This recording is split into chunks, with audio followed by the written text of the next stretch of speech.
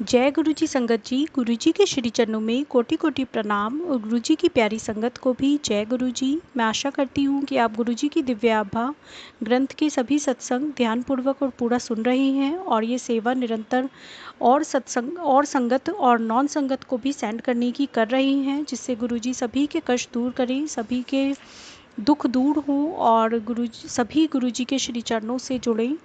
इसी विनती के साथ कि आप ये सेवा करें और अगर आप चैनल पर नए हैं तो प्लीज़ गुरुजी का ये learning never ends channel subscribe करें, लाइक करें, सो दैट आप गुरुजी के प्यारे प्यारे डिवाइन सत्संग सुनते रहें।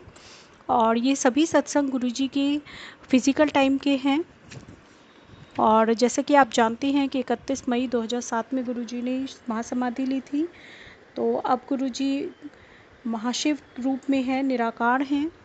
सो आप गुरुजी के लिए प्रार्थना करें। ये हमारा बहुत स्पेशल मंथ है, तो गुरुजी के लिए ज़्यादा से ज़्यादा जितनी भी प्रेयर्स हो सके आप करें। इसी विनती के साथ मैं सत्संग स्टार्ट करती हूँ। सत्संग 48 गुरुजी के दिव्य मंत्र के साथ। ओम नमः शिवाय, शिवजी सदा सहाय। ओम नमः शिवाय, गुरुजी सदा सहाय। ये सत्संग पुनीत सिंह अंकल का है, गुड़गांव से।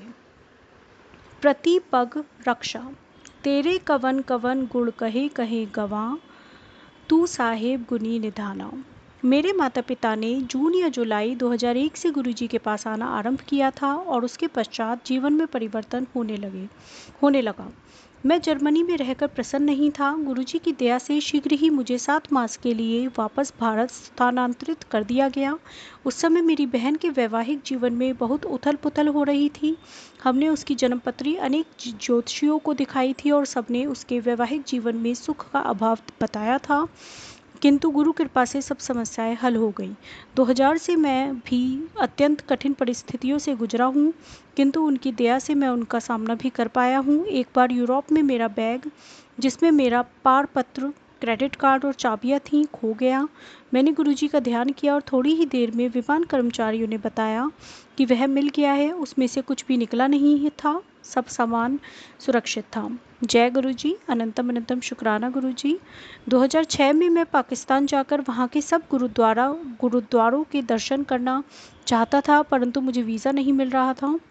अचानक ही अंतिम समय पर जब मैंने सब आशाएं छोड़ दी थी, वीज़ा मिल गया। इससे मैं रावलपिंडी जिले में स्थित गुरुद्वारा पंजा साहिब भी जा सका।